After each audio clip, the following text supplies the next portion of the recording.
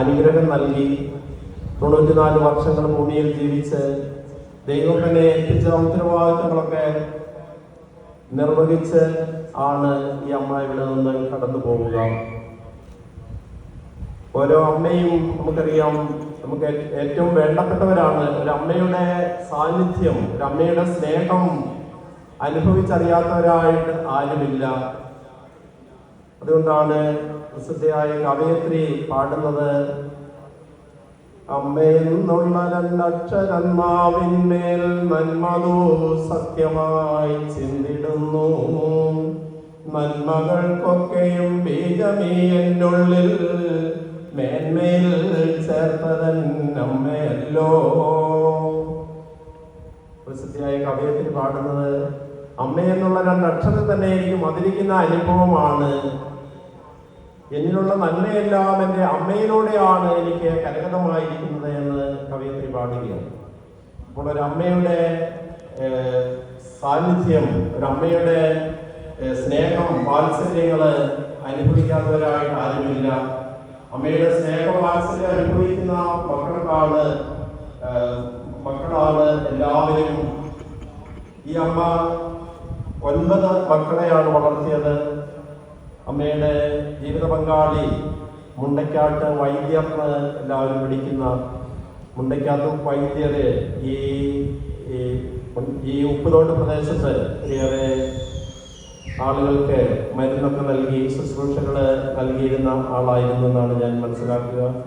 അപ്പോൾ ആ ജീവിത പങ്കാളി കുറേ വർഷങ്ങൾക്ക് മുമ്പ് ഇവിടെ നിന്ന് കടന്നുപോയി.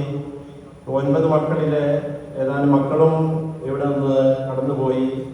9 മക്കൾ, 2 പെൺമക്കളും 7 ആൺമക്കളുമുള്ള ഒരു വലിയ കുടുംബത്തിന് നേതൃത്വം നൽകിയ അമ്മയാണ് ഇവിടെ നിന്ന് കടന്നു പോവുക.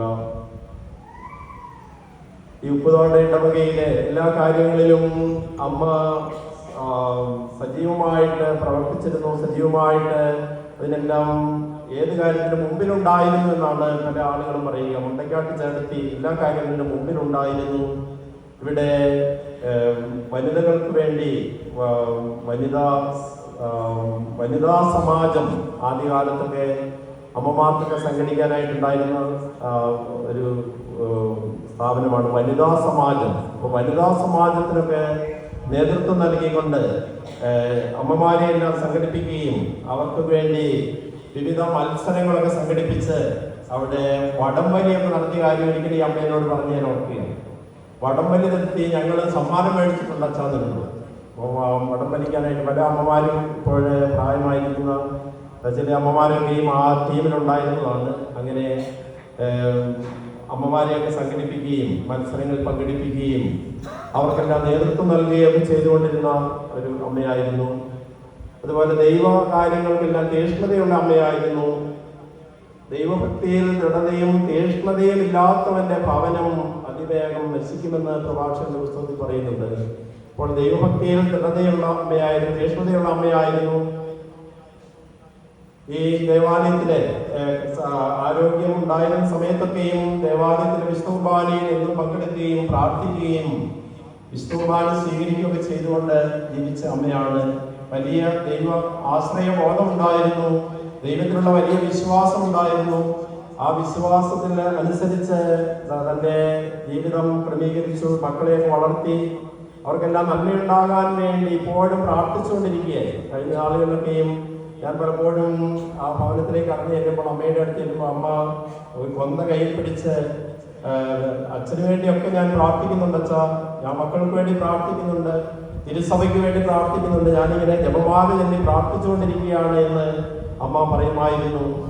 അപ്പോൾ എപ്പോഴും പ്രാർത്ഥനയിലൂടെ ദൈവത്തിൽ ആശ്രയിച്ച് കഴിഞ്ഞ അമ്മയാണ് നമ്മിൽ നിന്ന് വേർപിരിഞ്ഞു പോവുക. അപ്പോൾ ദൈവത്തിൽ ആശ്രയം ഉണ്ടായിരുന്നു, ദൈവത്തിൽ അടിയറത്ത വിശ്വാസം ഉണ്ടായിരുന്നു. അങ്ങനെ ആ വിശ്വാസത്തിലൊക്കെ ജീവിച്ച് ദീർഘായുസ്സോടുകൂടി ഭൂമിയിൽ ജീവിക്കാനായിട്ട് സാധിച്ചു. ഈ മുണ്ടയ്ക്കാട്ട് ഭവനത്തിലേക്ക് അമ്മ കടന്നു വന്നത് നമുക്കറിയാം. അമ്മയുടെ നാട് രാമപുരം ആയിരുന്നാണ് മനസ്സിലാക്കുക. ആ പ്രദേശത്ത് നിന്ന് മുണ്ടയ്ക്കാട്ട് ഭവനത്തിലേക്ക് വരിക. ഇങ്ങനെ മുണ്ടയ്ക്കാട്ട് ഭവനത്തിലേക്ക് അന്ന് വന്നത് ഒരു മണവാട്ടിയായിട്ടാണ്. മണവാട്ടിയായി ഈ മുണ്ടയ്ക്കാട്ട് ഭവനത്തിലേക്ക് കടന്നു വന്ന ഈ ഈ അമ്മ മണവാട്ടിയായി വന്നു. അതിനുശേഷം നല്ലൊരു ഭാര്യയായി ജീവിച്ചു, നല്ലൊരു അമ്മയായി ജീവിച്ചു, നല്ല അമ്മായിയമ്മയായി ജീവിച്ചു, നല്ല മുത്തശ്ശി അമ്മയായി ജീവിച്ചു. അങ്ങനെ വിവിധ സ്ഥാനങ്ങളൊക്കെ അലങ്കരിച്ചിട്ടാണ് ഇവിടുന്ന് കടന്നു പോവുക. അപ്പോൾ അങ്ങനെയുള്ള സമയത്തെല്ലാം തൻ്റെ മക്കൾക്ക്, തൻ്റെ പ്രിയപ്പെട്ടവർക്കെല്ലാം നന്മയുണ്ടാകണമെന്നുള്ള ഒറ്റ ആഗ്രഹത്തോടു കൂടി എപ്പോഴും പ്രാർത്ഥിക്കുകയും എല്ലാവരുടെയും ക്ഷേമങ്ങള് അന്വേഷിക്കുകയും നന്മയുണ്ടാകാൻ വേണ്ടി ആഗ്രഹിക്കുകയും ഒക്കെ ചെയ്തുകൊണ്ട് കഴിഞ്ഞിരുന്ന അമ്മയാണ് എന്ന് പറയുവാനായിട്ട് സാധിക്കും. അതുകൊണ്ട് ഈ അമ്മയുടെ വേർപാട് നമ്മുടെ ഇടവകയ്ക്ക് ഒരു നഷ്ടമാണ് എന്ന് നമുക്ക് പറയാൻ സാധിക്കും. ഭൗതികമായിട്ട് അമ്മയുടെ സാന്നിധ്യമില്ല. അമ്മ അവിടെ ഇരുന്ന് ജപമാലയ്ക്ക് ചെന്ന് നമ്മുടെ ഇടവകയ്ക്ക് വേണ്ടിയും എല്ലാവർക്കും വേണ്ടിയും ദീർഘയോടുകൂടി പ്രാർത്ഥിച്ചിരുന്നു. ഇനിയും നമ്മളാണ് ഈ അമ്മയ്ക്ക് വേണ്ടി പ്രാർത്ഥിക്കേണ്ടത്. ദുരിതപൂർണമായ ജീവിതത്തെക്കാൾ മരണം ശ്രേഷ്ഠമാണ് എന്ന് പ്രഭാഷകന്റെ പുസ്തകത്തിൽ 30-ാം അധ്യായം 17-ാമത്തെ വചനത്തിൽ നമ്മൾ വായിക്കുന്നുണ്ട്. അപ്പോൾ ദുരിതപൂർണമായ ജീവിതമൊക്കെ ഇല്ലാതെ ദൈവം ഈ അമ്മയെ തന്റെ സന്നിധിയിലേക്ക് കൂട്ടിക്കൊണ്ട് കുറച്ച് ദിവസങ്ങളെ ആയുള്ളൂ വളരെ ബുദ്ധിമുട്ടായിട്ട് ആശുപത്രിയിലൊക്കെ കഴിഞ്ഞ് അതിനുശേഷം ആശുപത്രിയിലെ മെഡിക്കൽ കോളേജിൽ കിടക്കുമ്പോഴാണ് രോഗിലേപനമൊക്കെ സ്വീകരിച്ചത്. അതിനു മുമ്പ് ഒരാഴ്ച മുമ്പ് ഞാൻ വീട്ടിൽ ചെന്നപ്പോൾ എന്നോട് ഇത്തിരി വർത്തമാനം പറയുകയും അപ്പോൾ ഈ പ്രാർത്ഥിക്കുന്ന കാര്യവും എന്നോട് പറയുകയുണ്ടായി. അപ്പോൾ അന്നേരം യാതൊരു കുഴപ്പവുമില്ലായിരുന്നു. അതിനുശേഷം പെട്ടെന്ന് ഇങ്ങനെ അസുഖമായി ആശുപത്രിയിൽ പോയി. ആശുപത്രിയിൽ വെച്ച് രോഗിലേപനമൊക്കെ സ്വീകരിച്ചു. അപ്പോൾ ഇങ്ങനെ കൃത്രിമ ശ്വാസമൊക്കെ നൽകുന്നുണ്ട്. അപ്പോഴും ഞാനിങ്ങനെ അമ്മയോട് വിളിച്ച് പറഞ്ഞപ്പോൾ ഏതാണ്ട് മൂളി കേൾക്കുന്നുണ്ടായിരുന്നു. കാര്യങ്ങളൊക്കെ പറഞ്ഞു കൊടുത്തപ്പോൾ എല്ലാം മൂളി കേൾക്കുകയും ഒക്കെ ചെയ്തുകൊണ്ട് പ്രാർത്ഥനയിലൊക്കെ പങ്കെടുത്ത് ദൈവസന്നിധിയിലേക്ക് ഈ അമ്മ യാത്രയായിരിക്കുന്നു. ഈ അമ്മ നൽകിയ സ്നേഹവും ഈ സമൂഹത്തിന് നൽകിയ നേതൃത്വത്തിനും എല്ലാം നമുക്ക് നന്ദി പറയാം. ഈ അമ്മയെ ലോകത്തിലേക്ക് അയച്ച ദൈവത്തിന് നന്ദി പറയാം. അമ്മയിലൂടെ ഈ മുണ്ടയ്ക്കാട്ട് കുടുംബത്തിനും സമൂഹത്തിനുമൊക്കെ ലഭിച്ചിട്ടുള്ള നന്മകൾക്ക് നമുക്ക് ദൈവത്തിന് നന്ദി പറയാം. ഉപ്പുതോട് ഇടവകയുടെ പേരിലുള്ള അനുശോചനവും പ്രാർത്ഥനയും അമ്മയുടെ പ്രിയപ്പെട്ട മക്കളെയും ബന്ധുമിത്രാദികളെ അറിയിക്കുന്നു. ഈ അമ്മയ്ക്ക് വേണ്ടി നമുക്ക് തുടർന്ന് പ്രാർത്ഥിക്കും. നമ്മുടെ പ്രാർത്ഥനയിൽ മരിച്ചവരെ നമ്മൾ ഓർക്കണം. നമ്മൾ എല്ലാ ദിവസവും മരിച്ചവർക്ക് വേണ്ടി പ്രാർത്ഥിക്കുന്നുണ്ട്. ആ പ്രാർത്ഥനയിൽ ഈ അമ്മയുടെ ആത്മശാന്തിക്ക് വേണ്ടി നമ്മൾ പ്രാർത്ഥിക്കുന്നു. നമ്മളെല്ലാവരും മരിക്കും. നമ്മളെല്ലാവരും ഈ ലോകത്തിൽ നിന്ന് കടന്നു പോകും. കയ്യിലൊരു കുരിശ് പിടിച്ച് അല്ലെങ്കിൽ ഒരു ഹൃദയം കുരിശുമൊക്കെ പിടിച്ച് ഇതുപോലെ ഒരു ശോഭനത്തിൽ കടന്ന് നമ്മളും ഒരു ദിവസം യാത്രയാകുന്ന ഒരു ദിവസം നമ്മുടെ ജീവിതത്തിലുണ്ട്. അതുകൊണ്ട് നമ്മുടെ മരണത്തിന് ഒരുക്കമുള്ളവരാകണമെന്നും കൂടി അമ്മ നമ്മളെ ഓർമ്മപ്പെടുത്തുകയാണ്. ഓരോ മരണവും നമ്മളെ ഓർമ്മപ്പെടുത്തുന്നത് നമ്മൾ മരണത്തിന് ഒരുക്കമുള്ളവരായിരിക്കണം എന്നുള്ള കാര്യമാണ്. അപ്പോൾ നമുക്കും ഒരു മരണമുണ്ട് എന്ന് ഓർക്കാം. മരണം ഉറക്കമാണ് എന്ന് കർത്താവായ ഈശോയുടെ വചനങ്ങൾ പറയുന്നുണ്ട്.